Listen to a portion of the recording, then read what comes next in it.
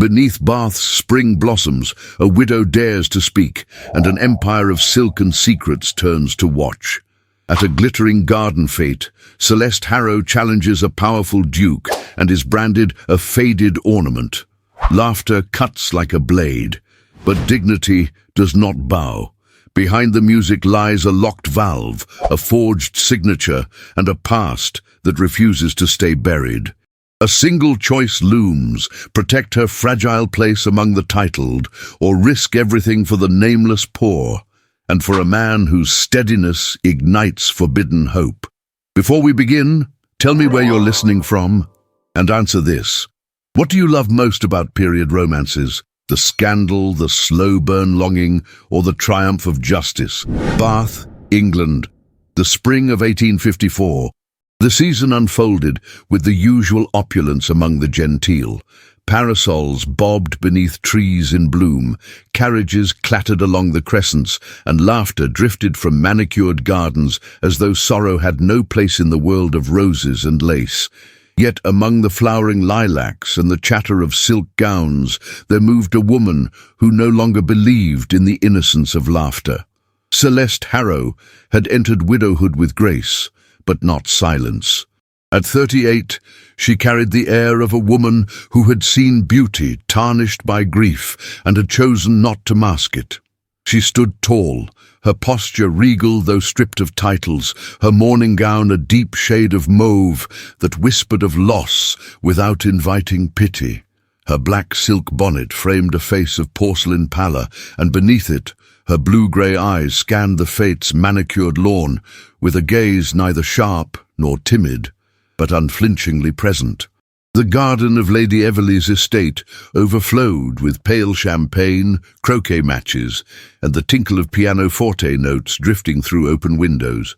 Ladies in lemon and lilac muslin murmured behind fans. Gentlemen, wine-flushed and self-satisfied, shared tales of tenants and trade, as though the two were interchangeable.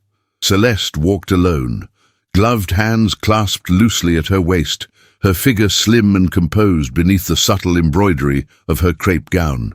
Every glance that followed her, some curious, some patronizing, was met with quiet poise. She paused beneath a flowering arbor where a small circle of gentlemen laughed too loudly. At their centre stood the Duke of Blackmere. Lord Alistair was tall, severe, and slick with arrogance, his silver hair gleaming beneath the afternoon sun. His black frock coat, meticulously tailored, did nothing to soften the ice in his eyes or the cruelty curling at the edges of his thin smile. "And so I told the steward," he was saying, holding court with smug ease, "if the family could not pay by Whitsun, they'd best learn to enjoy the open air. That land shall house stables, not sentiment." Laughter burst around him. Celeste's voice, low but unwavering, cut through the mirth like a bell in a funeral procession. "Is displacement now a matter for jest, your grace?" The laughter faltered. Heads turned, the Duke's eyes settled on her, expression unreadable. "Mrs. Harrow," he said, his tone indulgent, "I was unaware your interest in property extended beyond floral arrangements." "A roof is not a flower to be admired or ignored at leisure," she replied. "It shelters the dignity of a family until it is torn away." Silence fell. A breeze stirred the silk ribbons of bonnets and fluttered the Duke's cravat. Something shifted in his eyes. Not surprise, but calculation. He stepped forward. "Madam, dignity is for those who can afford it." A murmur rippled among the listeners. Celeste's chin lifted ever so slightly, the lace at her collar trembling with the movement. "I believe we differ on the price," she answered. The Duke smiled, not with warmth, but with the cold satisfaction of a man who enjoys crushing flowers beneath his boot. He turned to the crowd, his voice loud and theatrical. "My friends, forgive me. I had forgotten that Mrs. Harrow is a woman of principle and considerable leisure." Laughter resumed. This time, it stung. Celeste stood unmoving, her spine a rod of tempered steel. Among the scattered expressions of discomfort and amusement, she met the gaze of Lady Everleigh. The older woman offered a slow, deliberate blink, neither sympathy nor encouragement, but a warning. Celeste did not flinch, but inside her chest, something ached, not from shame, but from the final clean snap of an old tether breaking. The world she once belonged to, with its polished invitations and polite hypocrisy, no longer recognized her. And perhaps she no longer recognized it. She turned without another word, her skirts brushing the grass like the hem of a silken storm. She did not look back. That evening, Bath shimmered under gaslight and crystal chandeliers, but in Celeste Harrow's drawing room there was only stillness. The room, with its books untouched and pianoforte mute, held the memory of laughter once shared with a man now buried beneath marble and moss. She stood beside the hearth, holding a card edged in gilt. It was an invitation to a musicale hosted by the Viscountess Down, one of the few households still willing to acknowledge a widow past her first year of grief. The parchment was smooth beneath her fingers, the lettering elegant and precise. She let it fall into the flames. The fire licked greedily at its edges, curling the paper inward like petals withering in reverse. Celeste watched until it collapsed into blackened ash, a quiet exhale from the past. Outside, the bells of the Abbey struck 8. Celeste moved to the window. The gardens below, once so full of life, lay in moonlight silence. No more salons, no more fates, no more polished cruelty passed off as wit. She would not return to that world, not as an ornament, not as a shadow. Bath may not yet know it, but the woman it dismissed today would no longer ask for a seat at its table. She would build her own. The morning air in the outskirts of Bath carried the scent of dew-laced earth and the quiet toil of early risers. It was a world far removed from the polished stone promenades and tea-scented parlours of the city's fashionable district. Here, boots sank into damp soil, not velvet carpets. Here, the rhythm of life was shaped not by etiquette, but by seasons and survival. Celeste Harrow stepped down from the hired carriage onto a narrow lane edged with low hedgerows and wild primroses. A canvas valise hung at her wrist, modest and worn, its brass clasp dulled with age. Her new home, a slate-roofed cottage with ivy creeping up its stone facade, stood at the edge of a row of smaller tenancies, their gardens tangled but alive. She paused before the gate, fingers resting on the iron latch. A dog barked somewhere in the distance. A boy pushed a cart of kindling past without so much as a glance. No one here knew her name, nor the shape of her grief, nor the cold sting of mockery that had driven her from society's glittering grasp. Inside the cottage, the air smelled of dust, lavender, and disuse. The furniture was simple: an oak table, a spindle-back chair, a narrow writing desk by the window. A small fireplace sat unused, its hearth swept but cold. She placed her valise on the floor and removed her gloves with deliberate care. There was no maid to greet her, no footman to take her cloak, no companion to ask if she would be receiving callers. For the first time in years, Celeste was alone, and yet for the first time in months, she felt free.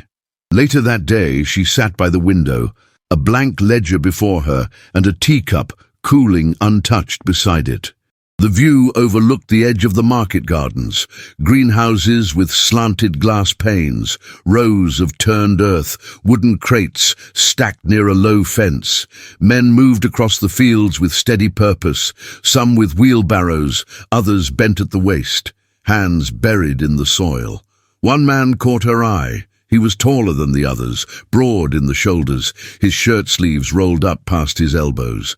His movements were slow but deliberate, efficient without haste. His hair, though greying slightly at the temples, glinted sun-streaked as he leaned over a crate and lifted a sack onto his back with practiced ease. He was neither young nor old, but seasoned, as though life had shaped him in silence, far from applause. She did not know his name, but something in his bearing, some quiet in his gaze, struck her.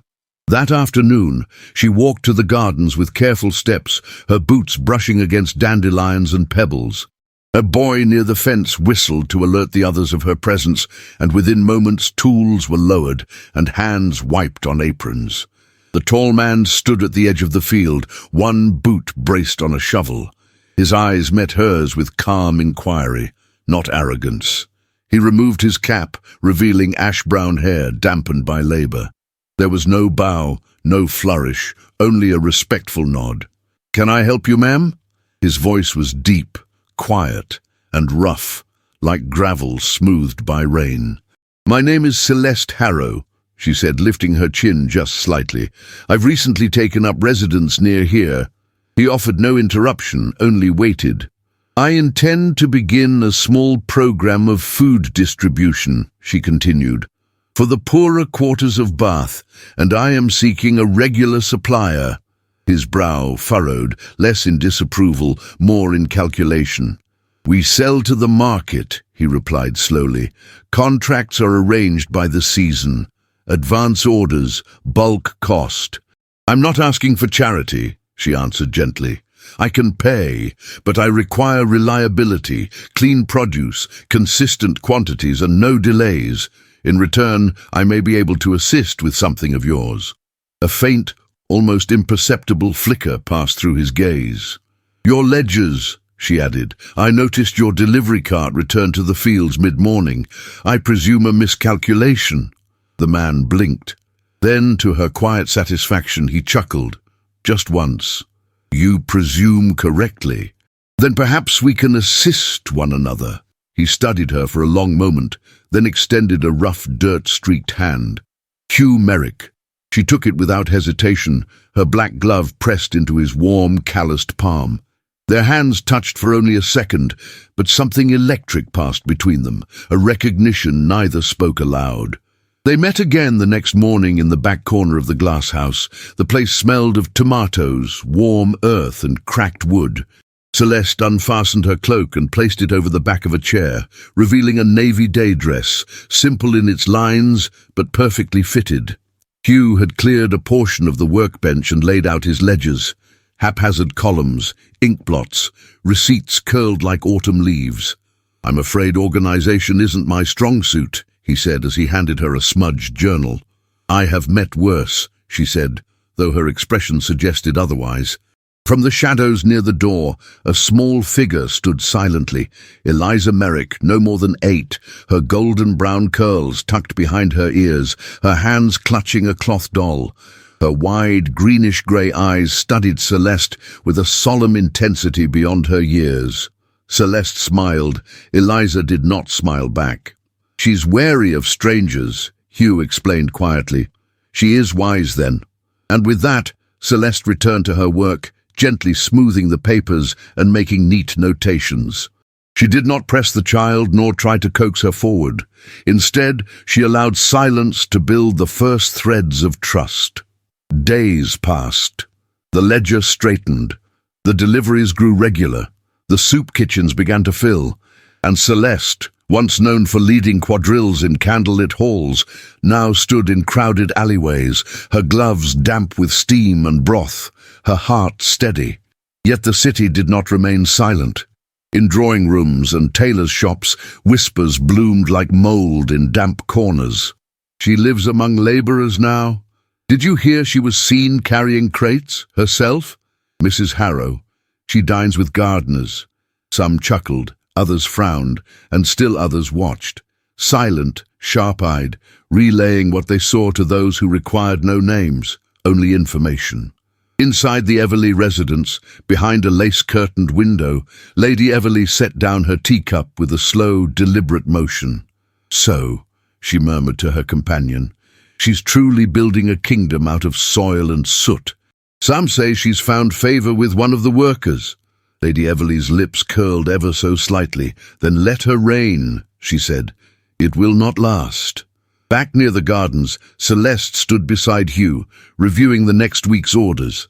Eliza lingered nearby, scribbling quietly in a small tally book. "Your daughter is very precise," Celeste noted. "She takes after her mother," Hugh replied. A shadow crossed his features, but he said no more. Celeste did not press. She understood the weight of silence better than most. As they spoke, the wind stirred the edge of her cloak, lifting the ends like a breath against the skin. Their shoulders nearly touched. Neither moved away. "Do you regret it?" Hugh asked suddenly. She turned to him. "Leaving all that behind?" Celeste's gaze drifted toward the city, where the spires rose above the smog. "No," she answered. "I only regret that I waited so long." And for a moment, in the hush between words and work, the air around them pulsed with something unspoken, fragile, tentative, and dangerously alive. Neither of them named it, but they both felt it. The lower courts of Bath breathed with a rhythm unlike any Celeste Harrow had known. Narrow alleys coiled between soot-stained brick buildings, where balconies sagged like weary shoulders, and children's bare feet slapped against stones worn smooth by time and hardship. The scent of the district was a harsh symphony: boiled cabbage, coal smoke, and something fainter, more ominous, stagnant water. Each morning, before the first bell rang from the Abbey's tower, Celeste fastened her grey wool cloak, tucked her notebook beneath her arm, and stepped beyond the hedgerows of her quiet lane. Her black bonnet, modest and unadorned, shielded her from the wind but not the stares, some curious, others suspicious, as she made her way toward the crowded, forgotten heart of the city. Here, no music drifted from parlours. Instead, she heard coughing behind closed shutters, the clatter of pails at communal pumps, the soft murmur of grief behind curtained doorways. She had traded crystal chandeliers for oil lamps and dancing slippers for boots dusted with ash. And yet, she walked with the grace of a woman who had chosen every step. She moved from house to house, never lingering too long, never over-promising. In one, she found a boy of 7, caring for his baby sister with a maturity that broke her heart. In another, she spoke gently to a weaver's widow who hadn't left her bed in days. Celeste delivered food parcels, simple bread, broth, preserved pears, and noted which homes had latrines too close to drinking water, which alleyways held refuse piles that bred more than flies.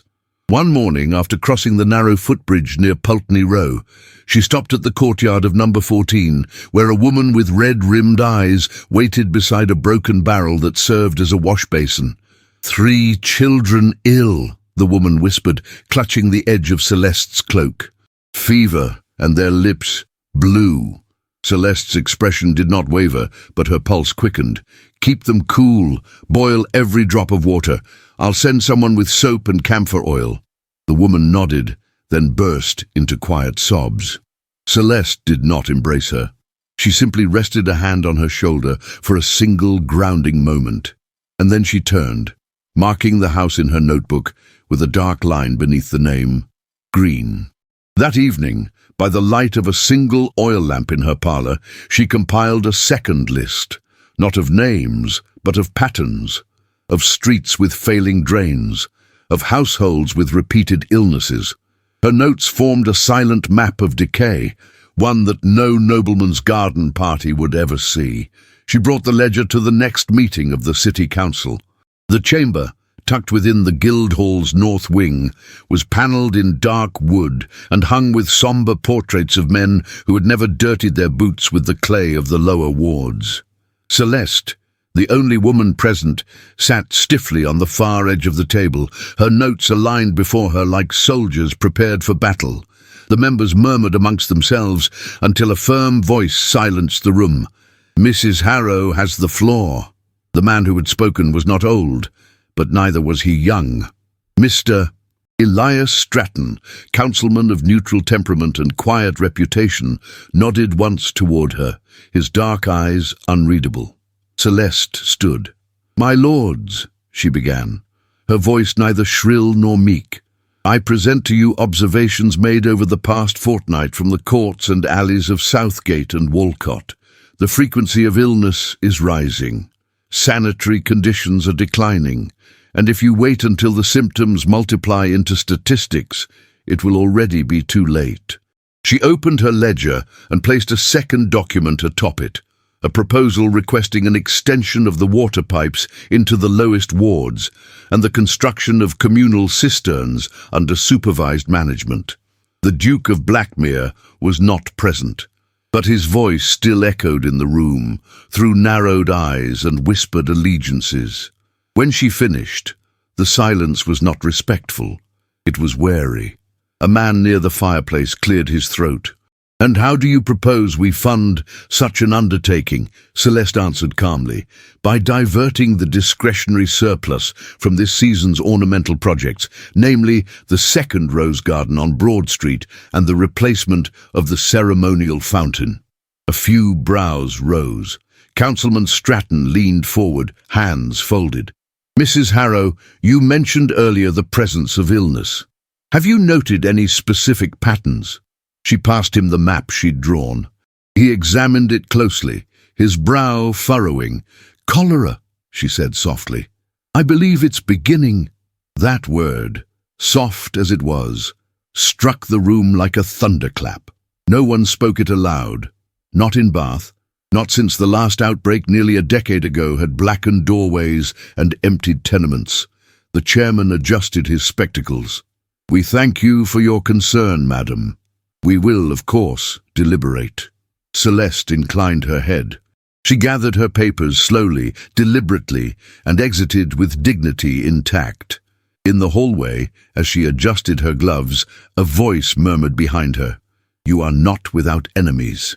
She turned. Mr. Stratton approached, his eyes no longer unreadable but tinged with something darker, concern.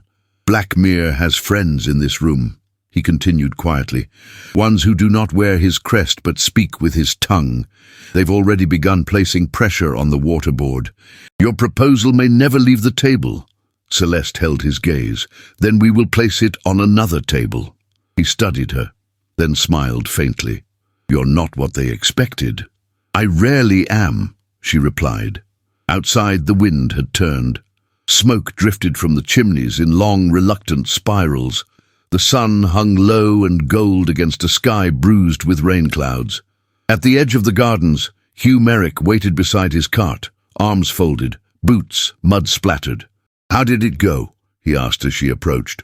She shook her head, like a sermon delivered to statues.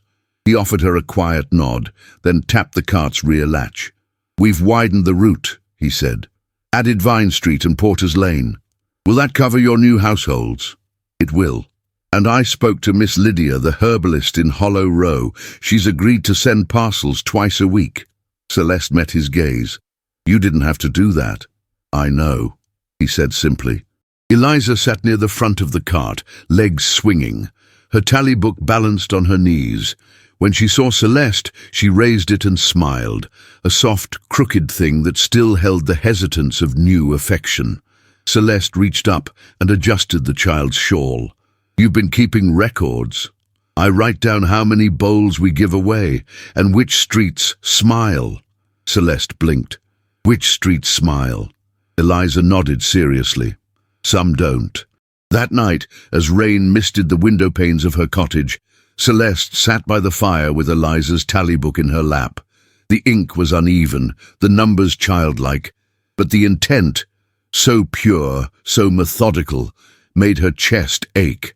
Some streets smiled, some didn't, but perhaps with time, they could.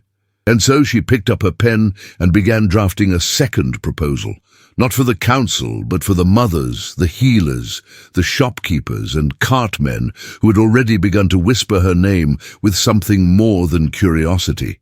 They didn't need permission to survive. They only needed a reason to believe. The frost had begun to retreat from the hills, and with it came the subtle promise of spring, early shoots pressing through the softened earth, the whisper of green returning to bare hedges, and the warmth of sunlight stretching just a little longer with each passing day. In the fields beyond Bath, where the stone and soot of the city gave way to furrows and fresh air, the glass house pulsed with life. Inside, the panes fogged with breath and condensation.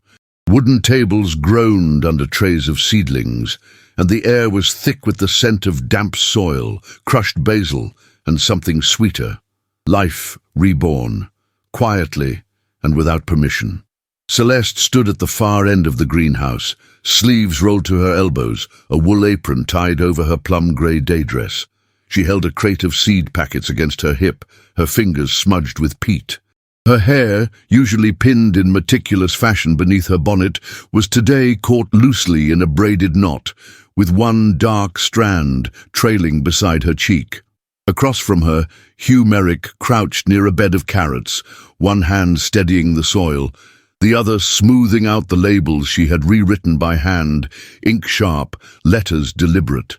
He looked up just as she moved forward to set the crate down, and for the briefest moment their hands met atop the wooden slats. The touch was accidental, but the stillness that followed was not. Neither spoke. The heat between their palms, dirt-streaked and ungloved, lingered like a confession unspoken. Celeste's eyes flicked to his, and in them she saw not just the steadiness she had come to rely on, but something deeper, more fragile. Recognition. Of what? Neither of them dared yet name. She pulled her hand back gently and brushed a curl from her brow. "These seedlings will need transplanting by week's end," she murmured, her voice low. "I'll have the south beds cleared," he replied. His voice was rougher than usual. From the doorway, Eliza Merrick stood watching, one hand curled around a woolen shawl, too large for her small shoulders. In her other hand, she clutched her tally book. "Mrs. Harrow," she said suddenly, voice soft but clear. Celeste turned. "Yes, Eliza." The child hesitated, her freckled cheeks pinkening. "That's what I should call you, isn't it?" Celeste's expression softened. She walked to the girl and knelt, brushing a stray curl from her forehead. "You may call me whatever makes you comfortable." Eliza considered this with the gravity only children possess, then nodded. "Mrs. Harrow," she repeated, and smiled. A bloom unfolded, unseen, in Celeste's chest. That evening she returned home to a note hand-delivered and sealed with a familiar wax crest.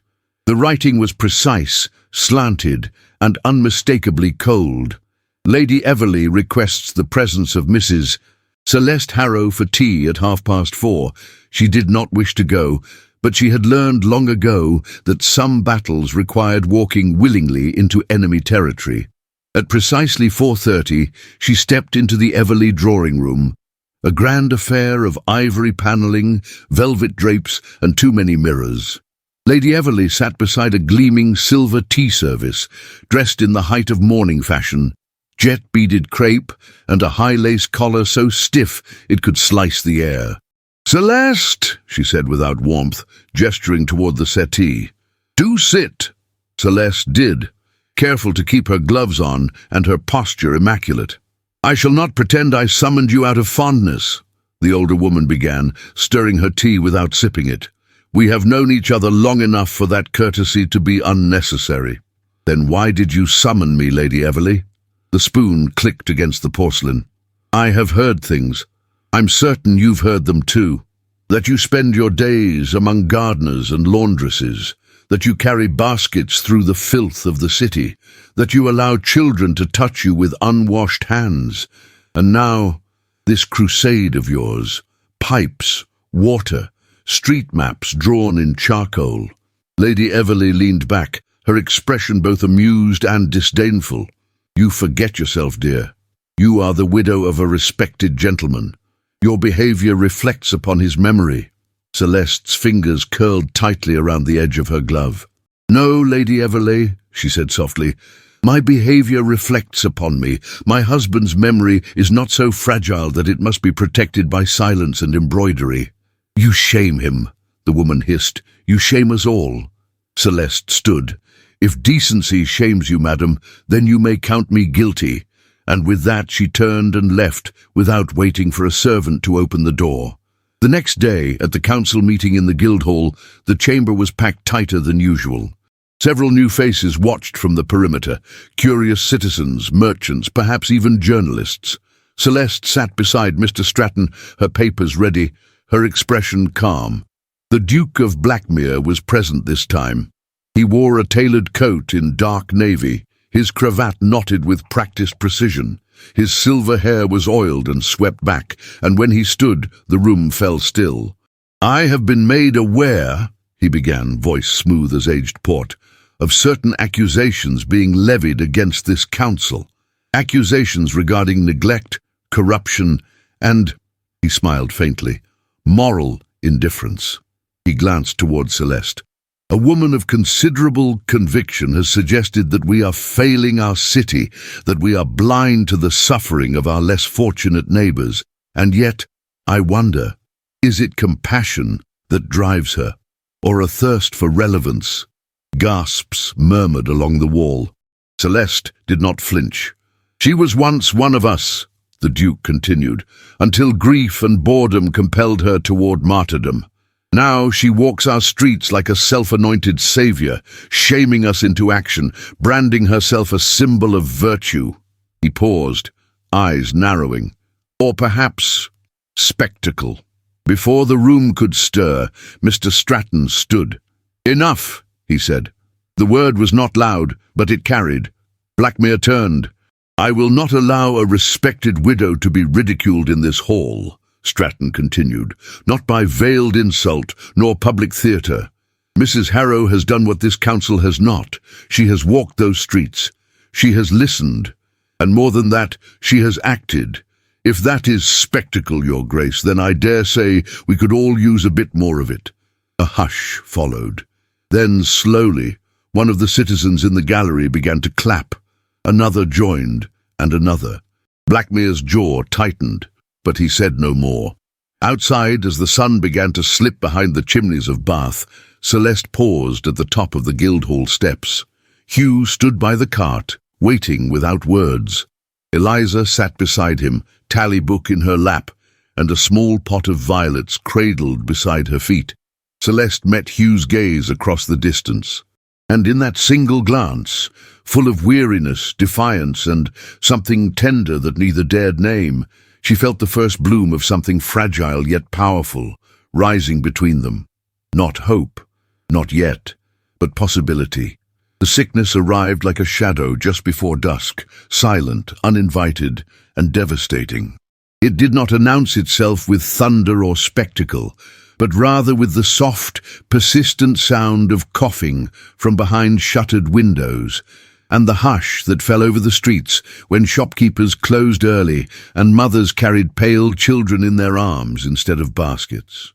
By the second week of March, Celeste no longer needed to track the illness in her ledger. It was everywhere.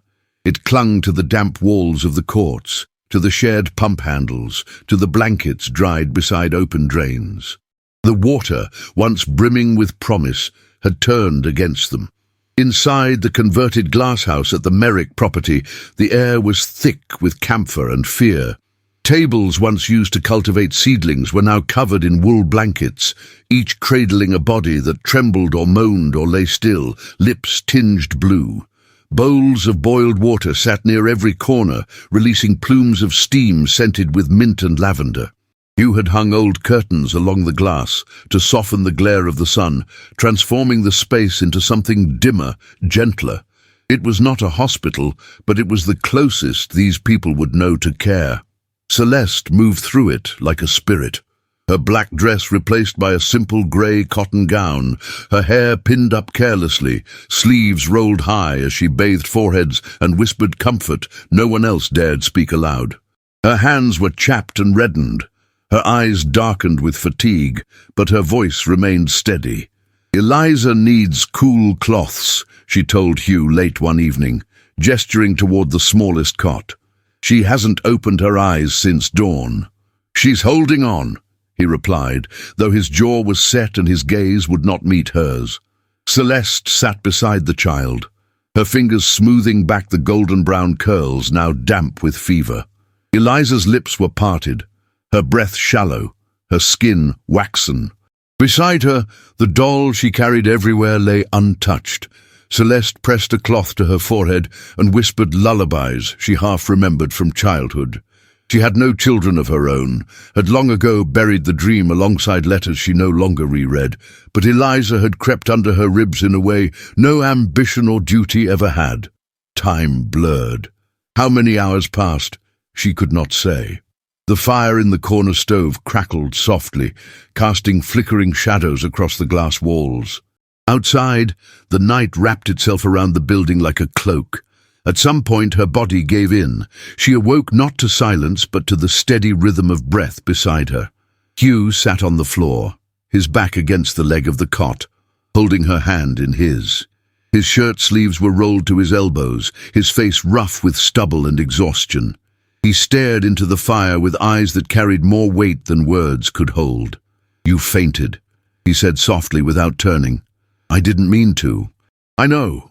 They sat like that for a while, hands joined, firelight dancing across their faces. The sounds of the city had quieted. Even the glass house, filled with the scent of mint and sickness, felt suspended in time. Hugh finally looked at her, his gaze direct, unwavering. "I've watched you walk into rooms no one else would enter," he said. "I've seen you face down men who've never heard the word no. You haven't flinched once. But you collapse beside a child, and I realize your courage isn't loud, Celeste. It's made of something deeper." She swallowed, the heat of his words stirring something she could not name. "I thought that part of me was gone," he added. "The part that believed in goodness, in something worth fighting for. And now?" He squeezed her hand gently.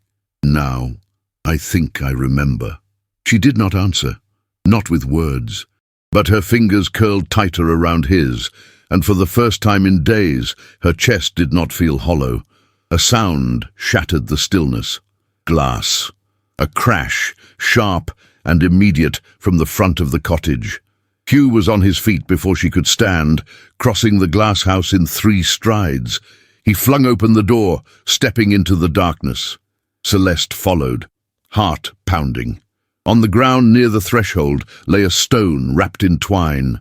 A scrap of paper fluttered against it, caught by the wind. Hugh picked it up and read in silence, then handed it to her. The handwriting was crude, almost childlike. "This city does not belong to you. Go back, before it's too late." Celeste's hand trembled as she folded the note and tucked it into her pocket. "Eliza is still inside," she said simply. They returned to the girl's side together, drawing the curtain tighter against the wind. The fire crackled again, defiant in its warmth. Sometime near dawn, Eliza stirred. Her lashes fluttered and a faint sound escaped her lips, a sigh, a whisper, perhaps a name. Celeste bent closer. "Eliza," she said gently, "you're safe." The child's eyes opened slowly, dull, fever-bright, but open. "Will you stay?" she murmured. "Will you stay forever?" Celeste blinked, her throat tight. "I will." Eliza closed her eyes again, the tension easing from her small frame. Hugh stood beside her now, his hand resting lightly on her shoulder. They did not speak of the stone. They did not speak of the city's cruelty or of the danger that circled them in the shadows.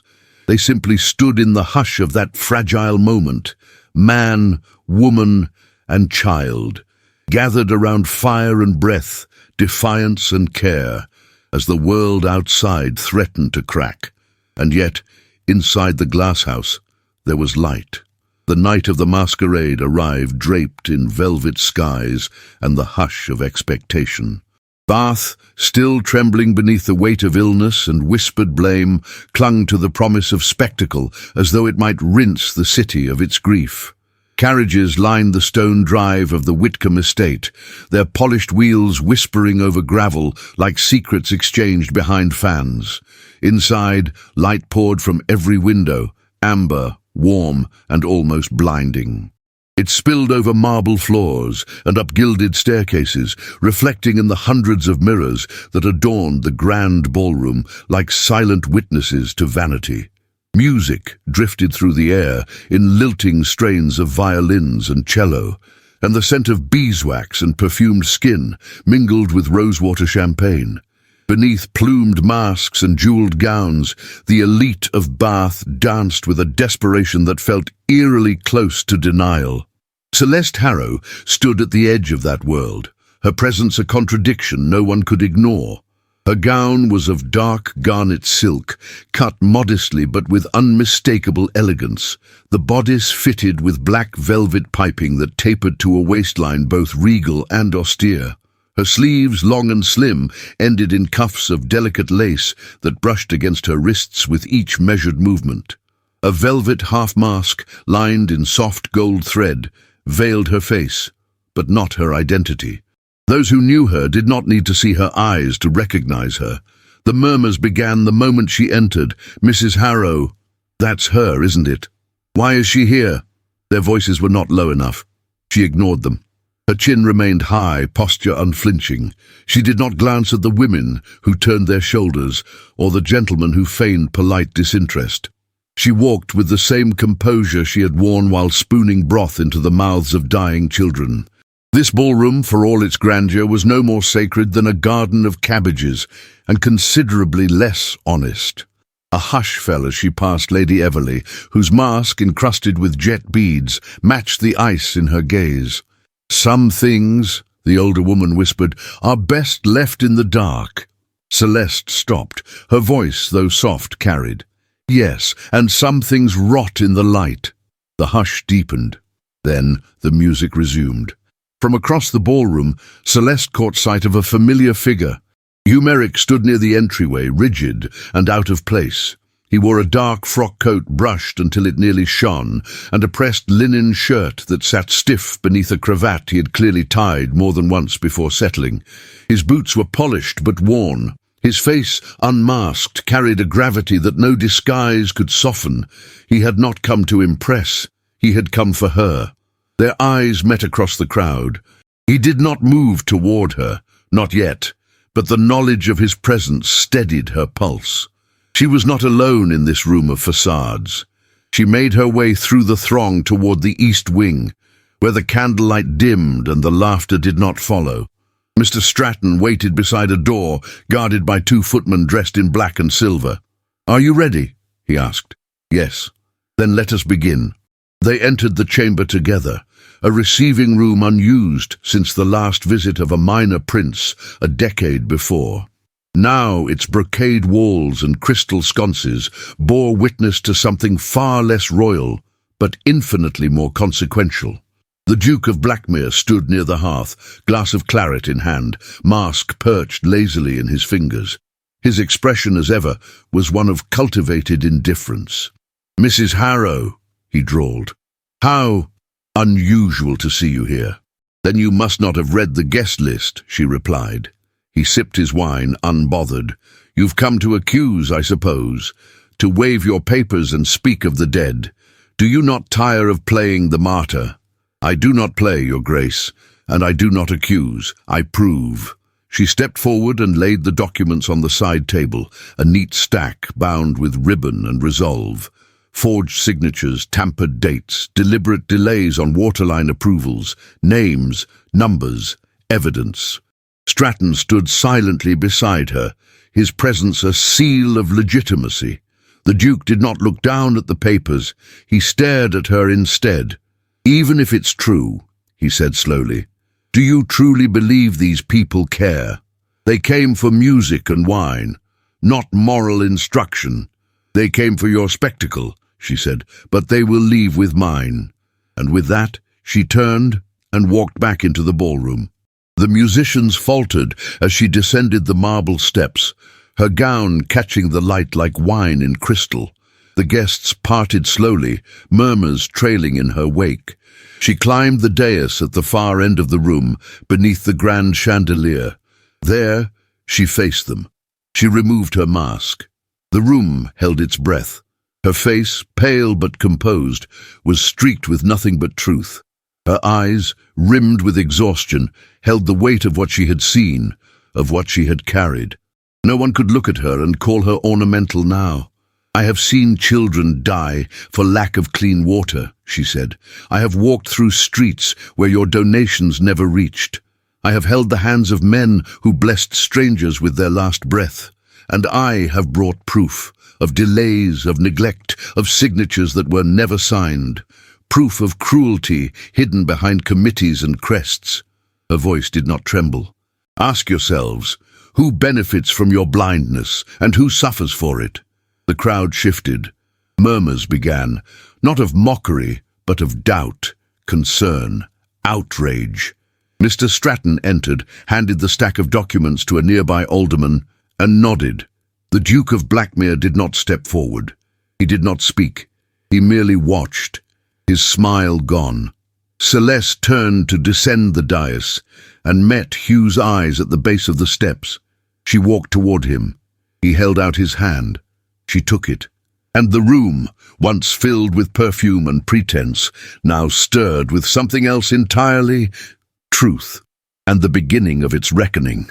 The morning after the masquerade, Bath did not stir with its usual languor. It did not wait for the chimes of St. Swithin's bell, nor the lazy hush of servants sweeping the thresholds of Georgian terraces. It awoke abruptly, wide-eyed and electric, with news that spread faster than the fever ever had. By 8 o'clock, the headlines had been printed. Widow unmasks Duke in charity scandal. Documents expose deliberate delay of water access to poor districts. Mrs. Celeste Harrow confronts power, and the city listens.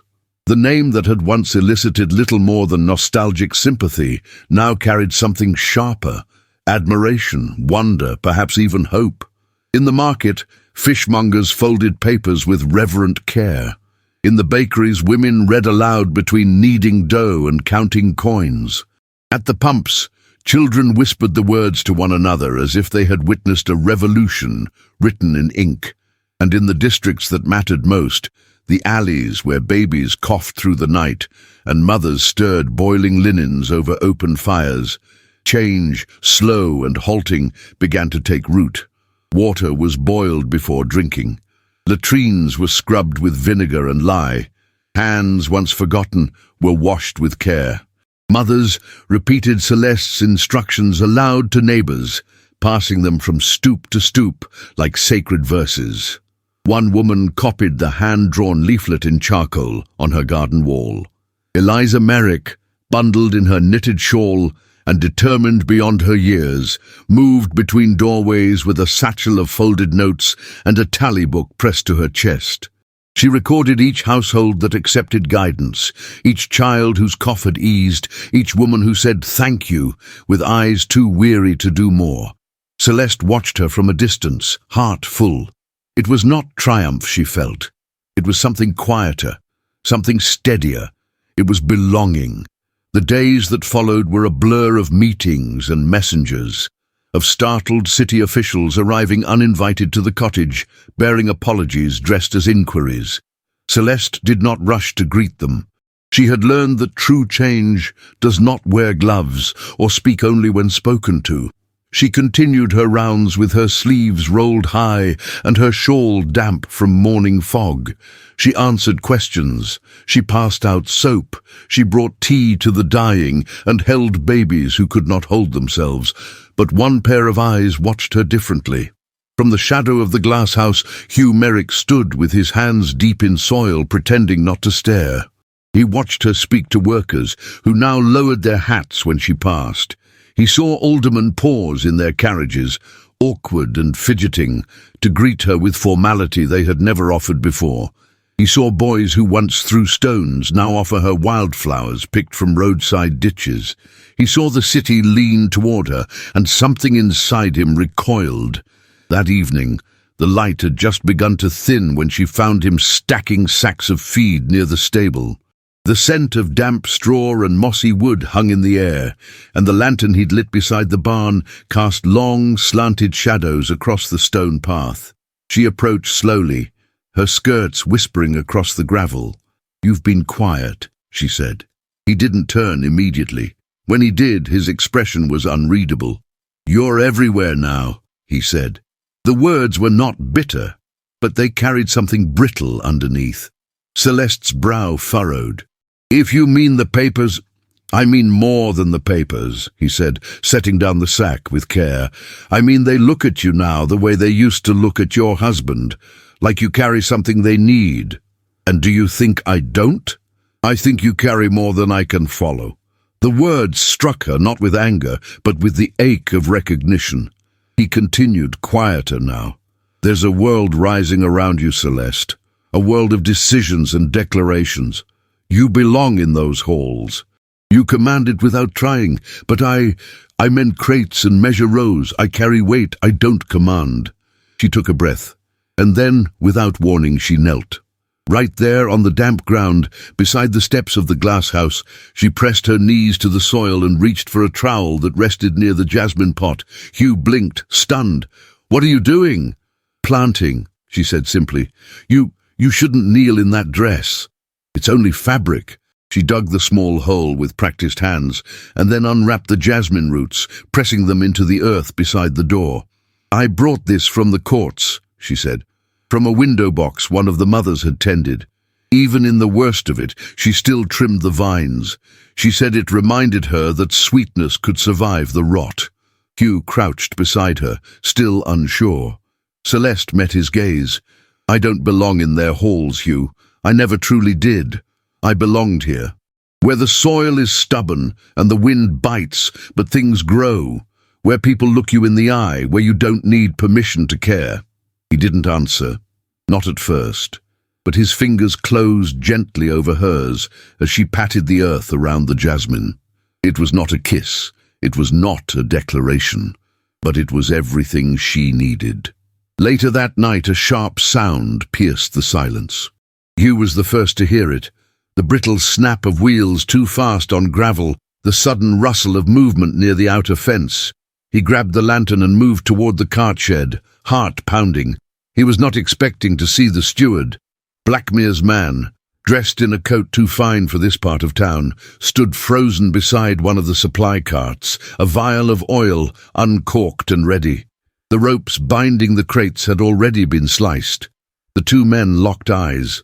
For a moment, nothing moved. Then, without a word, the steward bolted into the dark. Hugh did not give chase. There was no need. He had seen the intent. The proof would speak for itself. When he returned to the house, Celeste met him at the threshold. He told her everything. And though her hands trembled as she poured the water for tea, her eyes held a fire no mask could hide. Bath was awake now, and its eyes were opening wider with every hour. The night fell like a veil of lead over Bath, heavy with the promise of rain and reckoning. Clouds, bloated and sullen, pressed low over the rooftops, as though the sky itself bore witness to what would unfold before dawn. Lamps flickered in alleyways where the gas lines sputtered, and the smell of coal and soot clung to every brick.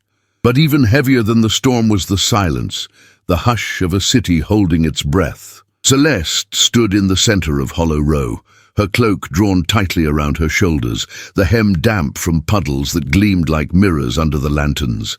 Beside her, Hugh held a spade, his boots caked in mud, his jaw tense. Around them, neighbors and strangers alike gathered, women with their shawls pulled over their heads, boys gripping makeshift torches, elderly men leaning on canes they had no intention of using for support alone. They had come with quiet defiance, a kind of dignity that didn't need banners or music to declare itself. Mr. Stratton had arrived an hour earlier, breathless from the ride across the river. His gloves were soaked, his voice hoarse, but his words had landed like fire on dry grass. "The Duke's steward confessed," he told them. "The signatures were real, the approvals were valid. But the foreman, the one in charge of the South Court waterworks, was paid to seal the valve and claim there was a structural defect."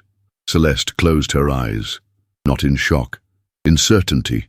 She had known. "But we can't wait for a hearing," Stratton continued. "Not with another child buried this morning. You understand what I'm saying." She did, and so did Hugh.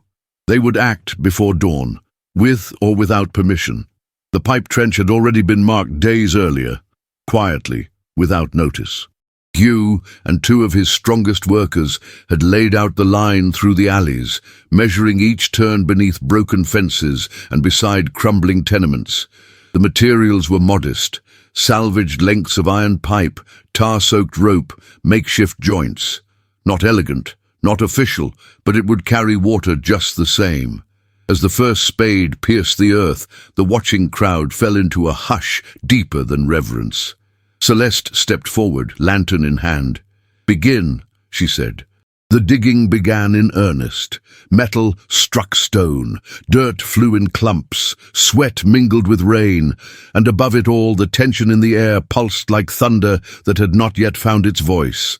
Lanterns appeared one by one, neighbors from side streets, silent allies bearing oil lamps, candles cupped in glass or just their presence, mothers with sleepless eyes, widowers with shaking hands, the very people who had been told to wait, to hope, to trust in a council that never intended to remember their names.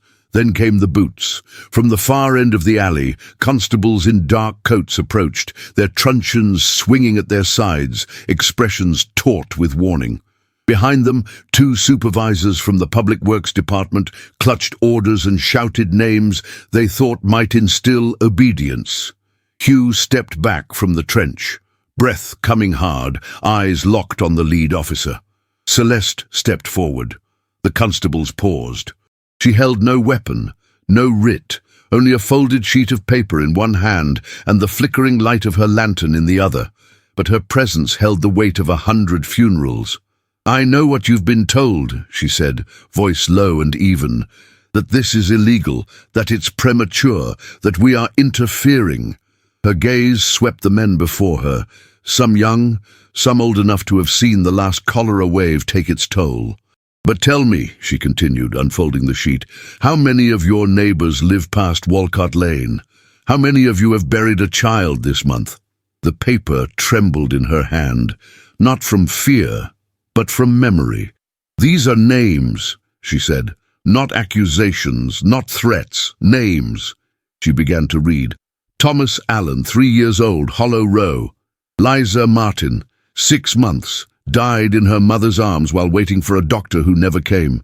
Jonas Bell, 9, fever took him in less than a day. Her voice cracked, but she did not stop. These names deserve more than silence, more than excuses. They deserve water. Not next week, not after another meeting. Now. Rain began to fall, slow at first, then steadier. It ran in rivulets along the cracked stones and into the trench, dampening the soil, soaking the hems of skirts and coats alike. Still, no one moved. One of the constables shifted, the youngest, barely more than a boy. His baton hung limp at his side. His mouth opened as though to speak, but he looked at Celeste and then at the children beside their mothers and lowered his eyes. Another followed, and another. One by one, the line of men parted, not in surrender, but in conscience. Stratton stepped forward and nodded to Hugh. "You have what you need," he said. "Finish it." It took until nearly dawn. The last length of pipe was connected in the half-light, bolts tightened by Hugh's trembling hands. The valve, rusted but intact, loomed at the end of the alley near the broken pump. For years it had sat locked, its purpose stolen by bribes and cruelty. Celeste stood beside it. With both hands she turned the lever. A groan, a shudder, and then a hiss. Water gushed forward through the spout, spilling onto the cobblestones in a stream so clear, so pure, that it seemed to catch the light of the rising sun. Gasps echoed through the alley. Children reached for the water with fingers outstretched. Mothers wept openly. One man fell to his knees, letting the stream soak his face. Celeste said nothing. She did not raise her hands. She did not ask for applause. She only stood there, soaked and shivering, and let the tears she had held back for weeks slide down her cheeks. Hugh approached quietly, his coat dripping, his hands mud-streaked and raw. "You did it," he said. "No," she whispered. "We did." He reached for her hand, and in the morning light, bathed in water and silence, they stood together.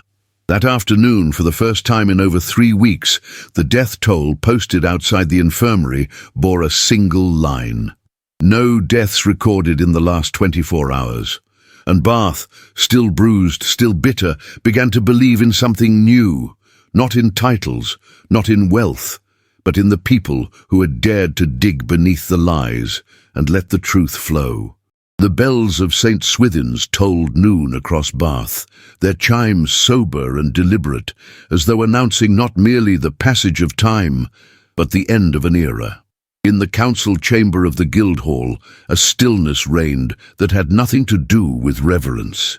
It was the kind of silence that comes only when powerful men are made to look directly at the consequence of their inaction. The room was full, though not crowded. The usual assembly of aldermen sat flanked by scribes, clergymen, and a scattering of merchants. But today, others were present as well.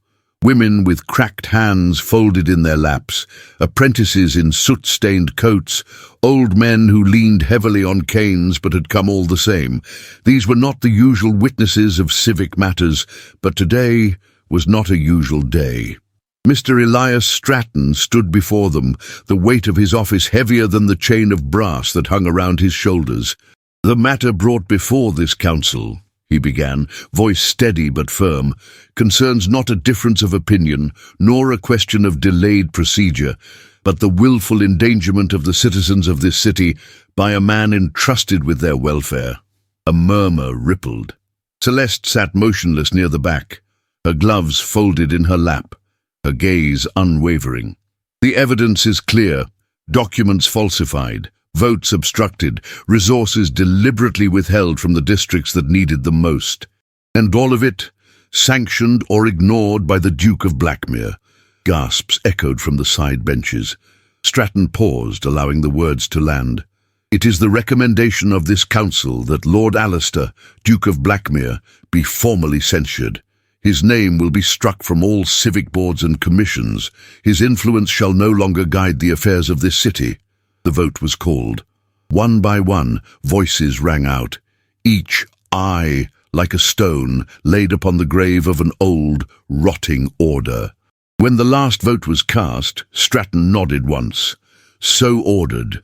And just like that, the silence broke, not with applause, but with something deeper, a release.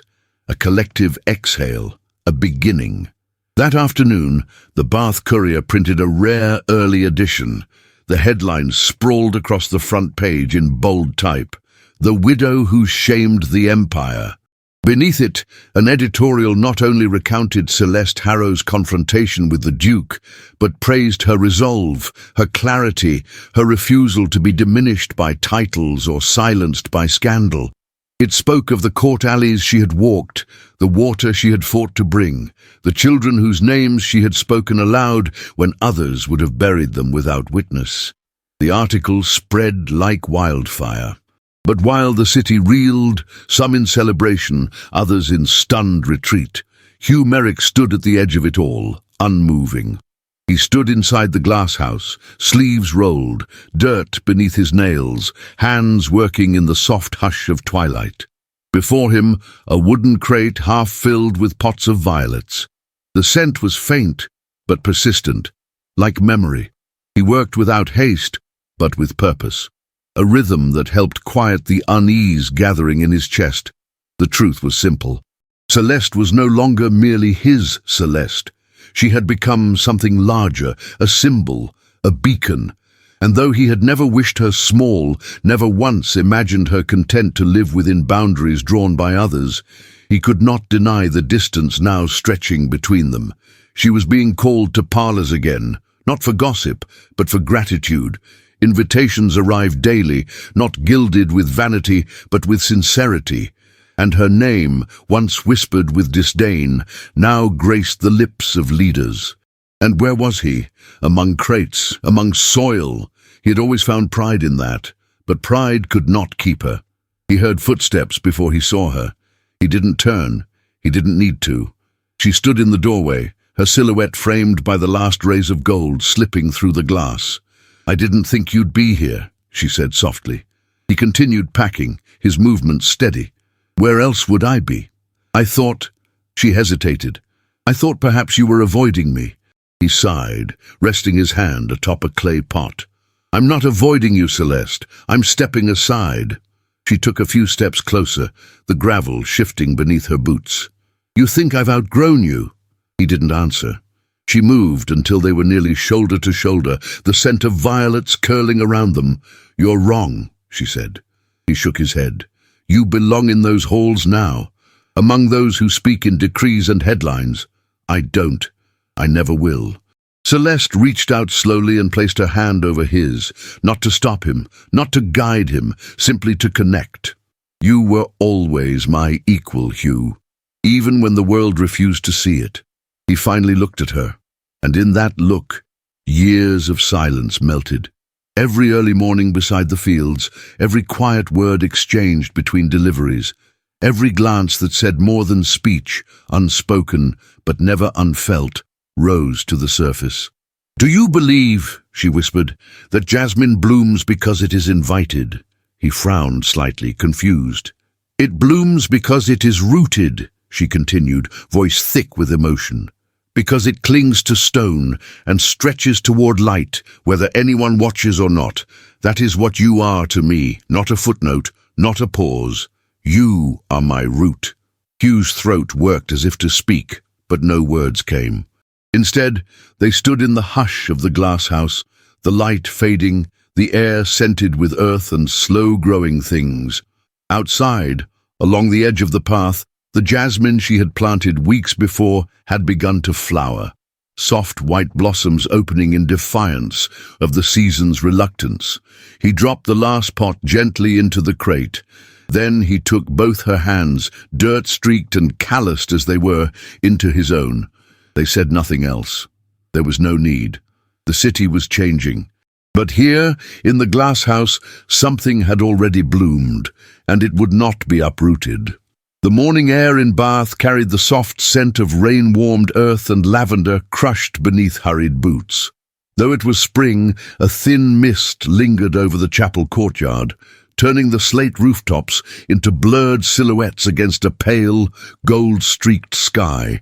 And in the heart of that soft dawn, inside a chapel no grander than a gardener's cottage, the city gathered not to witness a spectacle, but a promise. The chapel was old stone and modest pews, warmed by peat smoke curling from a hearth behind the altar. Sunlight filtered through narrow windows and spilled like honey over the wooden floorboards, illuminating the petals that lay scattered along the aisle. Wildflowers in every colour, gathered from fields and hedgerows rather than florists' shops. Eliza Merrick, in a dress hemmed by hand and patched at the elbow, stood proudly near the doors with a woven basket clutched to her chest. Her braids were adorned with sprigs of rosemary and pale daisies. As the organ gave its first hesitant chord, she dipped her fingers into the basket and began to scatter blossoms with care, a smile blooming on her face that had not visited her there since before her mother passed. Celeste Harrow walked slowly behind her. Her gown was not new. It was cream-coloured linen, softened by time and wear, cinched at the waist with a ribbon, the hue of faded plum. Her veil, sheer and simple, shimmered like fog kissed by morning sun. In her hands she held not a bouquet, but a pair of gloves and a folded handkerchief once belonging to her late husband, a quiet tribute, a gentle goodbye. Her steps were steady, each one echoing in the silence of the chapel like a heartbeat. At the end of the aisle, Hugh Merrick waited. He wore his best coat, brushed and mended, the cuffs freshly stitched by Mrs. Halcombe, a laundress who had insisted upon it. His boots had been shined by the orphan boys from Rose Alley, and his collar stood stiff with pride, not starch. His eyes, though, held nothing but softness, moisture gathering there, not from grief, but from wonder. No noblemen sat in the pews, no dowagers, no baronets. Instead, the benches were filled with those who had walked the alleys with Celeste, who had sat by the fireside with Hugh, who had buried children, nursed the sick, carried buckets of clean water from her hands. Laundresses in aprons, gardeners with rough palms, healers in threadbare shawls, shoeless orphans, gravediggers, midwives, seamstresses. It was not a wedding built on spectacle. It was a covenant forged in resilience. When Celeste reached the front, Hugh stepped forward and offered his arm. She took it with a smile that trembled at the edges. The vows were simple, spoken without grandeur, but with a weight that stirred something deep in the chests of all who listened. "I will not promise to protect you from sorrow," Celeste said, her voice firm, clear, "but I will never walk away from it with you." Hugh took her hands in his. "I do not bring a title.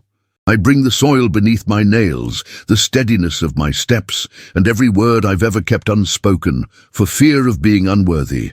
I bring all of that to you now, because you saw me, and still stayed."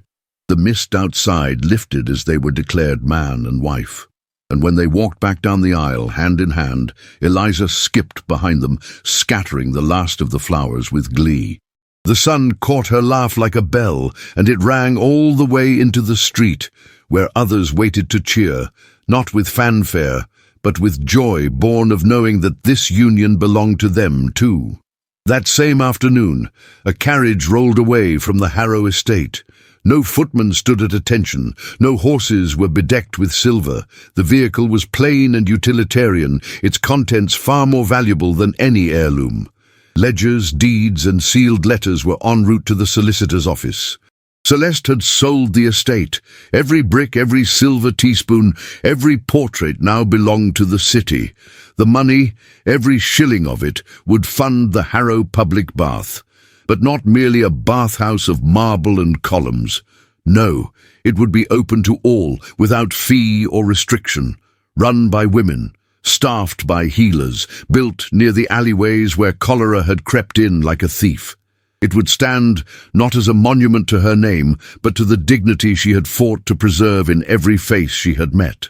She visited the construction site days later, her hands ungloved, her sleeves rolled, directing workers alongside Hugh. He, as always, kept to the work. But now, when she passed beside him, he would pause long enough to brush her wrist with his fingertips, or meet her gaze with a quiet smile that made her forget briefly the weight of her name.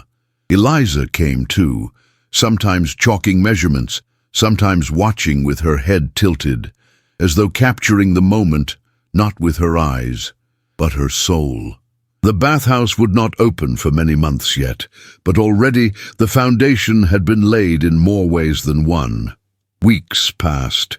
The city continued to mend, the morning curtains disappeared from windows, and life pressed forward.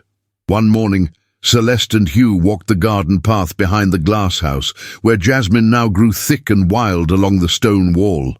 They walked slowly, her hand resting lightly in the crook of his arm. Their steps matched in quiet unity.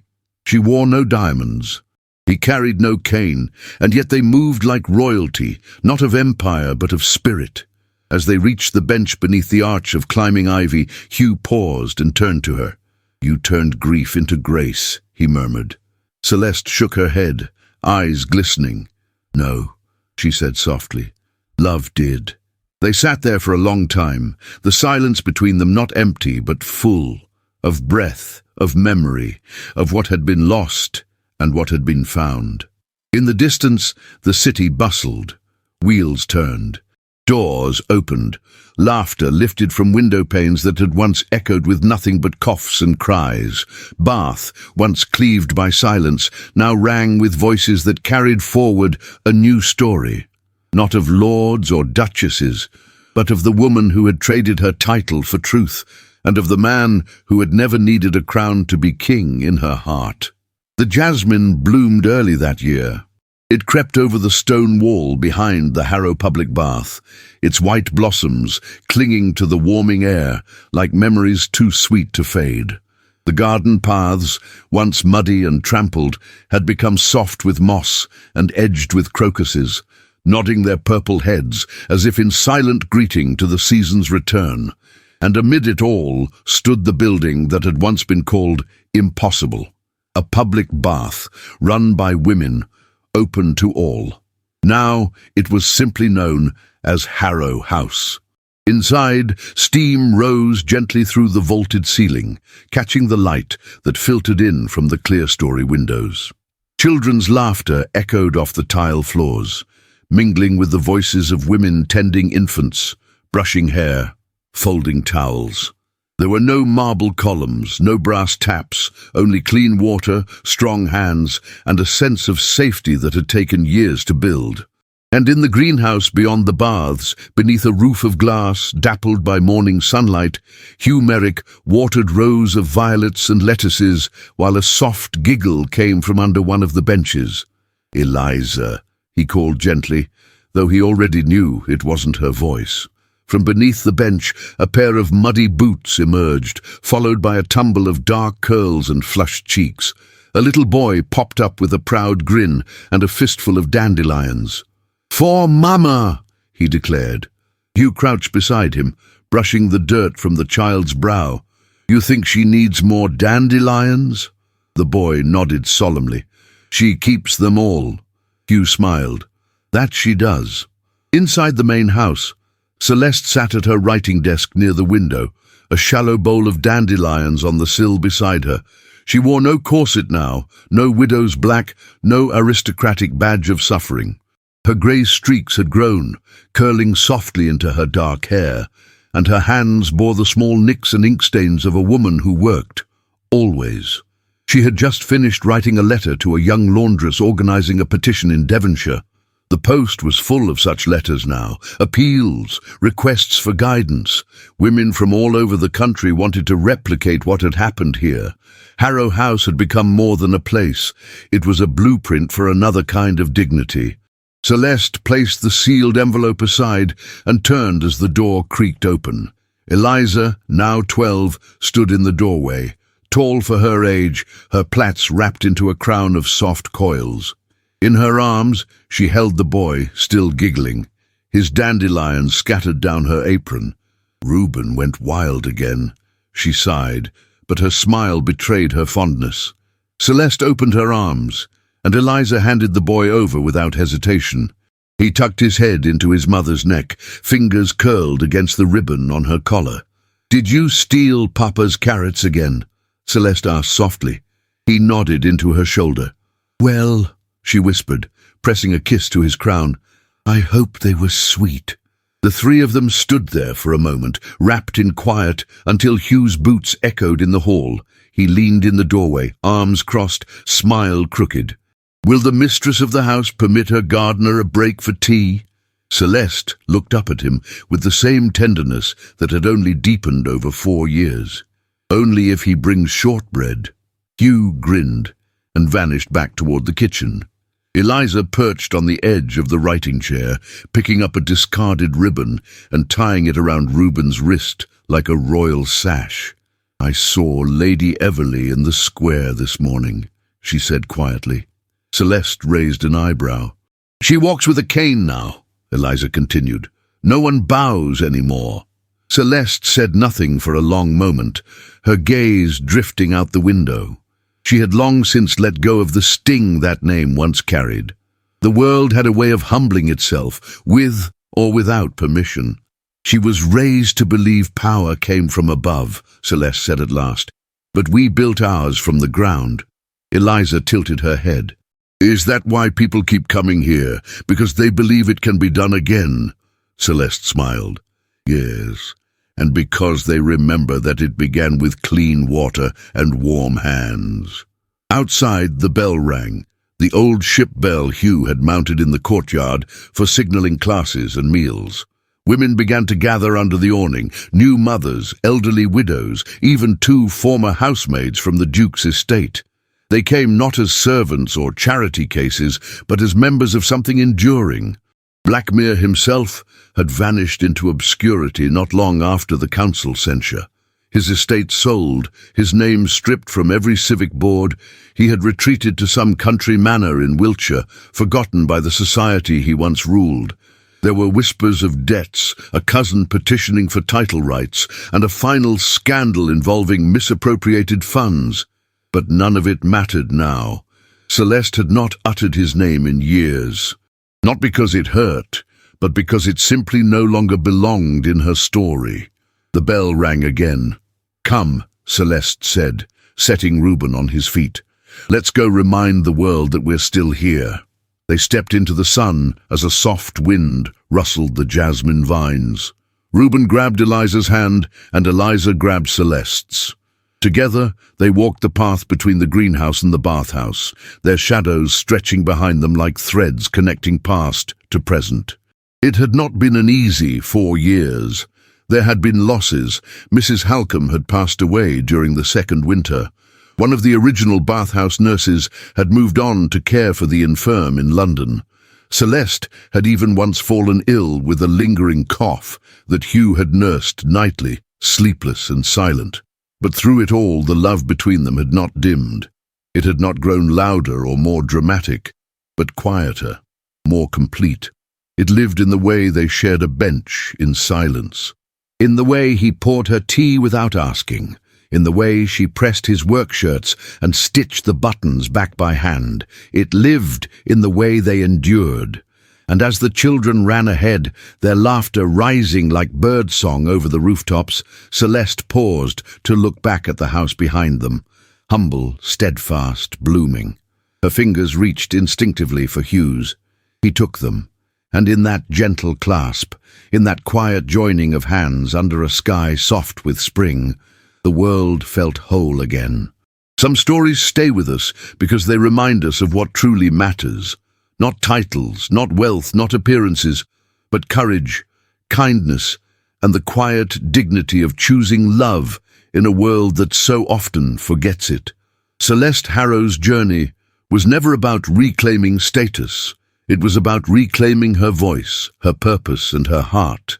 In a society that dismissed her for being a widow, a woman past youth, and too bold, she dared to plant seeds of compassion in soil hardened by pride. And from that soil, something beautiful bloomed, not just for her, but for an entire city. Hugh Merrick didn't arrive in this story as a prince or a hero. He was simply a man scarred by life, steady in his silence, and rich in humility. But sometimes the greatest acts of love are found in the way someone listens, supports, and stays. Together, Celeste and Hugh showed us that love doesn't always roar. Sometimes it's a whisper at the end of the day. I see you. I choose you. If this story moved you, we'd love to hear what it meant to you in the comments. Write the word Jasmine so we know you were here until the very last page. And to help others find this tale of second chances and quiet revolutions.